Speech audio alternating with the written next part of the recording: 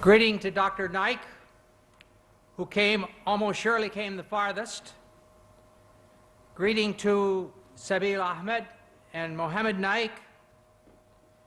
And greeting to the organizing committee. Calling this the ultimate dialogue is a bit of an exaggeration, but it is good advertising. And greetings to you, the audience. I'd like to also bring greetings in the name of Yahweh, or better known as Jehovah, the great Creator God who loves us. I wish to start by speaking about words. Tonight we are going to speak about the words of the Bible and the words of the Koran. The scholars of modern linguistics tell us a word, a phrase, or sentence means what it meant to the speaker and the person or crowd of people listening. In the case of the Koran, what it meant to Muhammad and those listening to him. In the case of the Bible, what it meant to Moses or Jesus or those listening to them. To check this, we have the context of all the usages in the Bible or the Koran. In addition, there is the poetry and letters of that century. For the Gospel, the 1st century AD. For the Koran, the 1st century of the Hijra. If we are going to follow the truth, we may not make up new meanings. If we are seriously after truth, there are no permissible lies. Here is an example of what I am talking about. You can have the first slide here.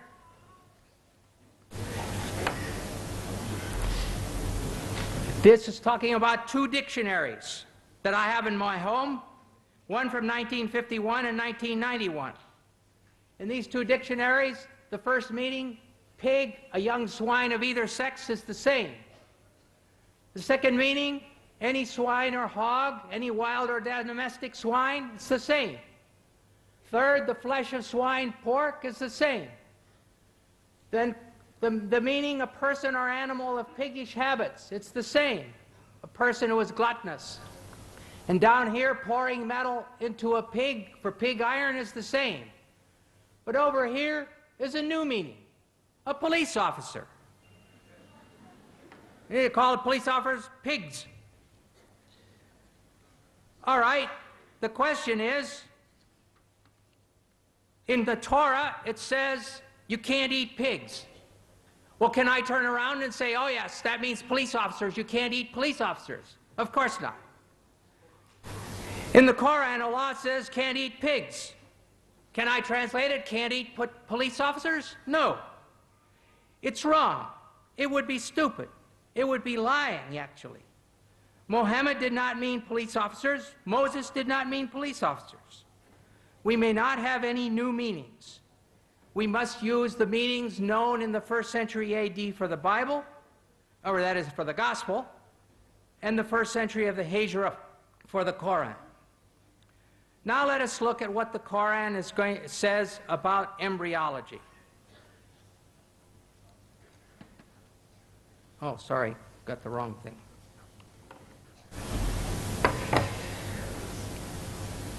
It has been said that the idea of the embryo developing through stages is a modern one, and that the Koran is anticipating modern embryology by depicting differing stages.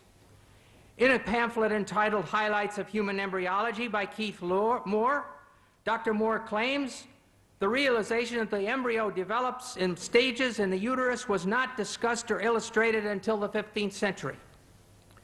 We will weigh this claim by considering the meaning of the Arabic words used by the Koran, and secondly, by examining the historical situation leading up to and surrounding the Koran. We will start by looking at the main words using the word alaka, main verses. The Arabic word alaka in the singular, or alaq as the collective plural, is used 6 times. In the Surah of the Resurrection, Al-Qiyamah, 75, 35 to 39, we read, was he man, not a drop of sperm ejaculated? Then he became alaka, and God shaped and formed and made of him a pair, the male and the female. In the Surah of the Believer, Al-Mu'min, 40:67, it says, he it is who created you from dust, then from a sperm drop, then from a leech-like clot, alaka, then brings you forth as a child. that perhaps you may understand. In the Surah of the Pilgrimage, Al-Hajj 22:5, it says, O mankind, if you have doubt about the resurrection, consider that we have created you from dust, then from a drop of seed, then from a clot, alaka, then from a little lump of flesh, shapely and shapeless. And finally, the fullest treatment is in the Surah of the Believers, Al-Mu'minun 23:12-14, which reads, Verily, we created man from a product of wet earth, then placed him as a drop of seed in a safe lodging. Then we fashioned the drop a clot, alaka, and of the clot we fashioned a lump, and of the lump we fashioned bones, and we clothed the bones with meat. Then we produced it as another creation. And here you have the stages according to the Quran.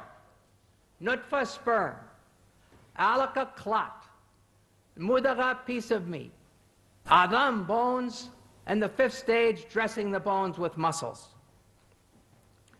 Over the last 100+ years, this word alaka has been translated as follows. There's 10 translations here. I'm not going to read them all. 3 are in French, where it says un gommot de sang, or a clot of blood. 5 versions are English, where it's either clot or leech-like clot. 1 version is in Indonesian, at the bottom there, segumpal darah, lump of or clot of blood. And the last one is Farsi, khun basta, a clot of blood. As every reader who has studied human reproduction will realize, there is no stage as a clot during the formation of a fetus. So this is a very major scientific problem. In the dictionaries of Wer and Abdanur, the only meanings given for alaka in this feminine singular are clot and leech.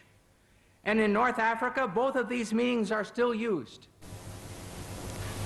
Many patients have come to me to ask for a clot to be removed from their throat. And many women have come to me and told me their period didn't come. When I say, I'm sorry, I can't give you medicine to bring your period because I believe that's a baby, they would say, Mazel dim, it's still blood. So they were understanding these ideas of the Quran.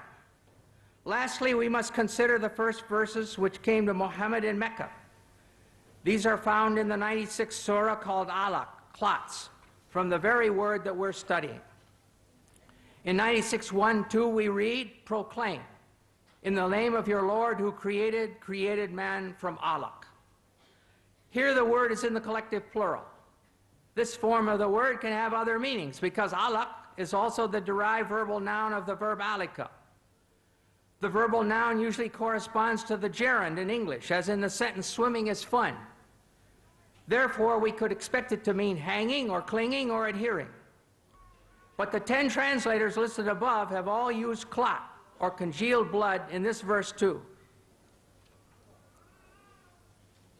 In spite of the number and qualifications of these translators who use the word clot, the French doctor Maurice Bucaille has sharp words for them. He writes, what is more likely to mislead the inquiring reader is once again the problem of vocabulary. The majority of translations describe, for example, man's formation from a blood clot. A statement of this kind is totally unacceptable to scientists specializing in the field. This shows how great the importance of an association between linguistic and scientific knowledge is when it comes to grasping the meaning of Quranic statements on reproduction. Put in other words, Bucaille is saying, nobody has translated the Quran correctly until I, Dr. Bucaille, came along. How does Dr. Bucaille think that it should be translated? He proposes that instead of clot, the word alaka should be translated as something which clings, which would refer to the fetus being attached to the uterus through the placenta. But as all you ladies who've been pregnant know, the thing which clings doesn't stop its clinging to become chewed meat. It keeps on being the thing which clings, which is attached by the placenta for 8.5 months. Thirdly, these verses say that the chewed meat becomes bones, and then the bones are covered with muscle. They give the impression that first the skeleton is formed, and then it is clothed with flesh, and Dr. Bucaille knows perfectly well that this is not true. The muscles and the cartilage precursors of the bones start forming from the somite at the same time. At the end of the 8th week, there are only a few centers of ossification started, but the fetus is already able to make muscular movement. In a personal letter from Dr. T.W. Sadler, who's associate professor in anatomy and the author of Langman's Medical Embryology, Dr. Sadler states, at the 8th week post-fertilization, the ribs would be cartilaginous, not bone, and muscles would be present. Also at this time, ossification would just begin. Muscles would be capable of some movement at 8 weeks. It's always better to have 2 witnesses, so we shall see what Dr. Keith Moore has to say about the development of bones and muscles in his book, The Developing Human. Extracted from chapters 15 and 17, we find the following information. The skeletal system develops from mesoderm. The limb muscles develop in the limb buds that are derived from this somatic mesoderm. We see that here on this slide. It's difficult perhaps to see, but there's the limb bud. And then here there's just a little bit of cartilage with the muscles around. Here there's more cartilage.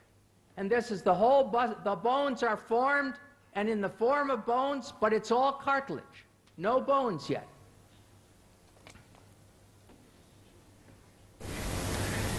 This second slide shows how it forms. Here's the cartilage. So just the bone looks like cartilage.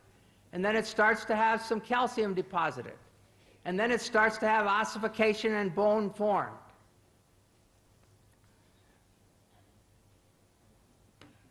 As the bone models form, I want to go back to this. As the bone models form, myoblasts develop a large muscle mass in each limb bud, separating into extensor and flexor muscles. In other words, the limb muscles develop simultaneously from the mesenchyme surrounding the developing bones. So there's the cartilage, and here are the muscles developing around the cartilage. During a personal conversation with Dr. Moore, I showed him Dr. Sadler's statement, and he agreed that it was absolutely valid. Conclusion: Dr. Sadler and Dr. Moore agreed. There is no time when calcified bones have been formed and then the muscles are placed around them. The muscles are there several weeks before there are calcified bones, rather than being added around previously formed bones as the Koran states. The Koran is in complete error here. The problems are far from being solved.